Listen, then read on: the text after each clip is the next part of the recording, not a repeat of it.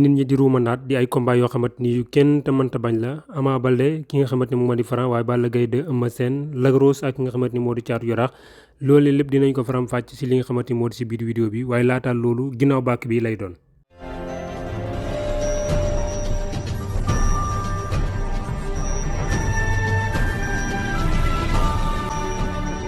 jërëjëf jërë ngeen jëfati mbokk internet yéen ñuy topp saa su ne ñu jaajëfal leen baax a baax si ànd bi ngeen ànd ak seen bi di fi taataane li nga xamante ni moo di ay xibaar rawatina xibaar yi tàggat yaram yi rawatina sax xibaar yi nga xamante ni moo ñeel làmb ji ñu dooree ko ki nga xamante ni moo di diggante Franc ak ki nga xamante ni moo di Ama Baldé ki nga xamante ni moo si mujjee wax nag di Bécaye Mbaye di Papa Si ki nga xamante ni moo di Modou Mbaye moom moomee nag ginnaaw bi nga xamante ni demoon na seeti Lac de Guiers 2 bi mu génnee fi nga xamante ni moo di si prison bi yëkkati na ay kàddu na wax si actualité yi nga xamante ni mooy ñeel làmb ji di wax ne daal ki nga xamante ni moo di Franc ak kii di Ama Baldé nag mën nañ ne combat la te combat boobu nag mën nañ ne nekk na combat boo xamante ni bu neex a neex la war a doon te ki nga xamante ni nag moo di Ama Baldé mën nañ ne mënatul bañ ki nga xamante ni moo di Franc ndax nag Franc jamono ji nag dafa rampe ba yéeg si kaw te nag bu fekkee ne nag Franc bëri na ak ki nga xamante ni moo di Bombardier daan ko kon yaakaar naa ne Ama Baldé mi mënatul bañ ak ki nga xamante ni nag moo di kooku nga xamante moom la ñuy wax Franc ndax nag bu ñu seetloo ki nga xamante ni moo di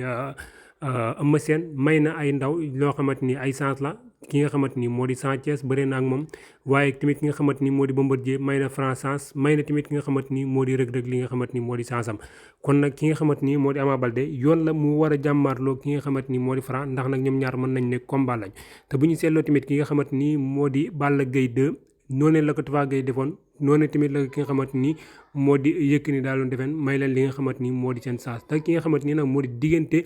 Ama Baldé mi ak kii nga xamante ni moo di Franc mën nañ ne mayante chance daanaka amuti ndax ñoom ñaar ay mag la ay morom lañu te ki nga xamante ni moo di Franc dafa rampe ba yéeg si kaw te jamono ji sax mën nañ ne bokkatul si poids léger yi ndax jamono ji li nga xamante ni moo di poids loolu la kon Ama Baldé yaakaar naa ni combat boobee amul lenn loo xamante ni war na ko see mën a bañ buñ jugee ci combat boobu ñu demaat ci beneen combat boo xamante ni ñeel na ñi nga xamante ñoo di amateurs yi di ki nga xamante ni moo di Lac Rose ak ki nga xamante ni moo di Thiatou Yarakh ñoom ñaar ñooñu nag mën nañu jamono ji nag ñaari promoteur jamono ji ñu ngi xeex di xëccoo pour mën a tëgg combat bu ni mel waaye nag combat boobu mën nañu taxawagul donte nag amateurs yi bëgg nañ ko lool ci fàttali ki nga xamante ni moo di Thiatou Yarakh nag dafa am défaite dimanche bi nga xamante moom lañ génn wala ci weekend bi ndax nag moom moomee ginnaaw ab jafe-jafe yoo xamante ne amoon na ko ci contrat bi gis nañ bi mu ñëw ci làmb ji takkul dara bi mu duggee ba ci làmb ji mën nañ daanaka amul ay gàllaaj waaye noonu la ki nga xamante daal moom la doon bëree Doudou Sané mujj am ndam si moom te ndam loole nag mën nañ ne li nga xamante ni moo di avertissement daal la mujjee doon daanale ko ki nga xamante ni moo di diggante Eumeu Sène ak ki nga xamante ni nag moo di Balla Gaye 2 loole nag mën nañ ne daal am na koo xamante ni daal yéey na si yàbbi seen diggante ñoom ñaar ndax Eumeu Sène mii day mayaat saas Balla Gaye 2 ndax nag daan na ko ñaari yoon ci fàttali comme Balla Gaye 2 nu mu daanee Modou Lo ñaari yoon kon ñu déglu ki nga xamante ni moo di Bafou Gueye mi nga xamante ni tontu na si laaj boobee après ñu ñëwaat.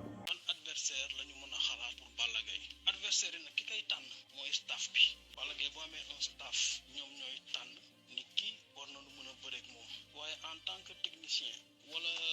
analyste mën nga xalaat ni logiquement wala bu jëlee kii ay la yéwén war na mën a nekk combat fi mu toll nii Balla Gaye bëre na exemple ak Eumeu Sène ñaari yoon Eumeu Sène am ci moom ndam léegi fi mu toll nii logiquement Balla war na mën a jël Eumeu Sène muy seen troisième combat mu leer naññi kooku mën na ne deuxième possibilité mooy Balla Gaye fi mu toll nii entre Modou Lo ak Siteu ku ci daan Balla Gaye war na la mën a jël Balla dootul mbër mu ndaw ba nga xam ni xale bu fëgg rek war a mën a dugg ba pare Reug Reug moom à 95% wóorul parce que rakku Balla Gaye daf ko daan parce que Balla bëri na fekk Boy Niang donc am na benn possibilité bëri ak Siteu wala mu bëri ak Modou Lo ku ci daan parce que nag kenn xamul kuy daan yàlla moom ndam mais loolu combat la kon Balla vraiment am na ay opportunité yu bari pour bëriwaat. ayca mu ngi noonu kon ñun ñoo ko déggandoo wax leen ma seen xalaat si li nga xamante ni mooy li nga xamante Bafou Gueye wax na ko ci diggante ki nga xamante ni moo di Balla Gaye 2 ak Eumeu Sène